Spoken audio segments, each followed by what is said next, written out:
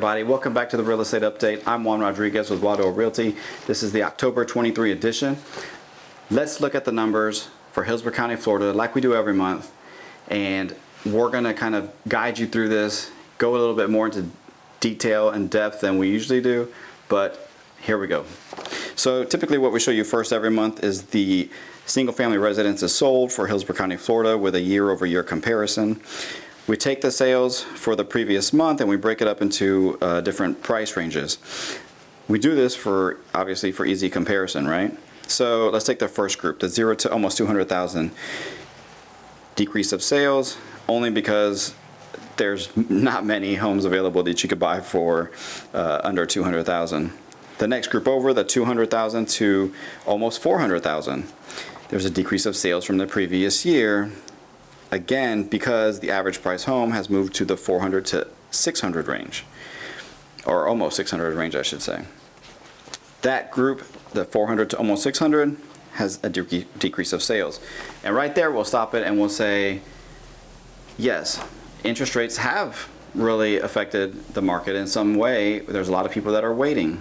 There's a lot of people maybe having to build a little bit more of a down payment. There's some people that are waiting to see what interest rates will do.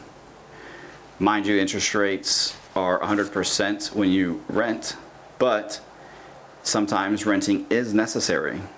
And right now, renting on some areas of the market and some areas within our state, or even country really, are the rental rates are less expensive than mortgage rates, meaning how much you're paying out, right? So that's just to take in consideration. The other consideration to think is people have been waiting for prices of homes to decrease, and in Hillsborough County, Florida, we haven't really seen that much of any compression. There's been a little, but is it much? I don't think so. There's also a lot of investors, a lot of people coming from other areas of the United States or even internationally that have a lot of cash. There's been a lot of cash buyers. There's a lot of cash buyers that are waiting on the sideline to see if there's a decrease of sales or a decrease of the prices of homes decrease, right? So there's a lot of factors into play. But bottom line is, in my opinion, if you are able to buy and you find a house that you like, it may be worth it, right? But again, it's all about affordability, okay? We also have inflation and other factors that come into play as well. It's not just that your mortgage payment, right? So let's continue to look at the numbers and kind of show you what I'm talking about here. So the 600 to almost 800,000, about the same amount of sales as the previous year for October. That's interesting.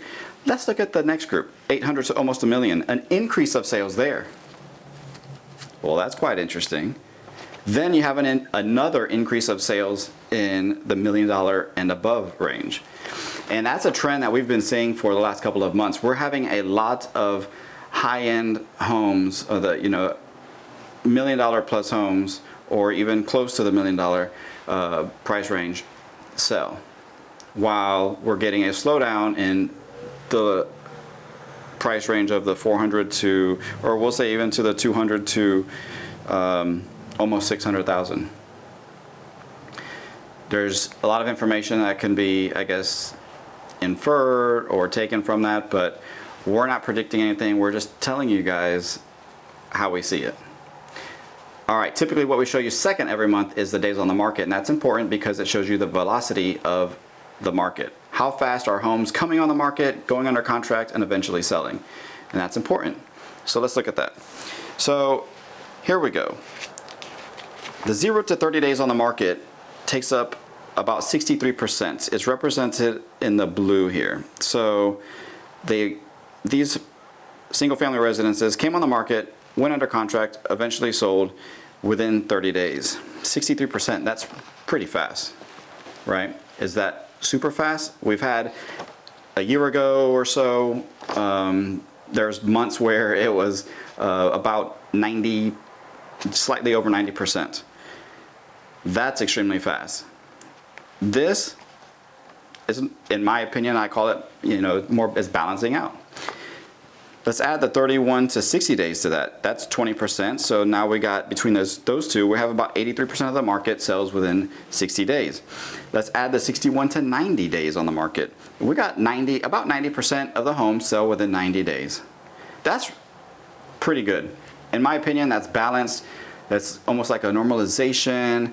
And of course people are like, well, what's normal? But it doesn't matter. To me, this is healthy. It's a balanced market.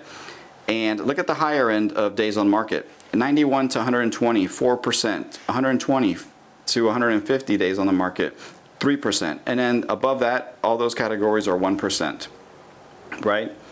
So there's not much of a concern. Now, it may be a concern if this was totally opposite and we're seeing 1 day on the, or 1% is for up to 30 days on the market, and then 63% was for 211 days. Now that would be alarming. That would be a concern. That would not be good. But this is, well, what we're seeing here, this to me, in my opinion, is a very balanced market, something that kind of gives a little bit of elasticity on both ends for the buyers and the sellers. So that's just my opinion. All right. That's it. If you have any comments, questions, or concerns, go ahead and reach out to us. We'll respond to you as soon as possible. Other than that, happy house hunting or selling, and we'll see you guys next month. All right.